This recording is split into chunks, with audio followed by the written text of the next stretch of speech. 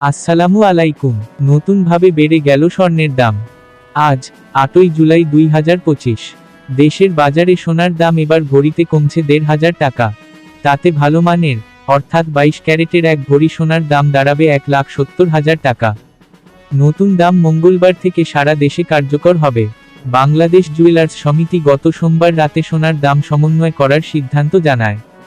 Jewellers সমিতির নতুন সিদ্ধান্ত অনুযায়ী দেশের বাজারে হলমার্ক করা প্রতি ভরি 22 ক্যারেট মানের সোনা 1,70,551 টাকা, 21 ক্যারেট 1,62,749 টাকা এবং 18 ক্যারেট 1,39,548 টাকায় বিক্রি হবে। এছাড়া সনাতন পদ্ধতির প্রতি ভরি সোনার দাম কমে হবে 1,15,392 টাকা। সোনার দাম কমলেও রূপার দাম অপরিবর্তিত রয়েছে।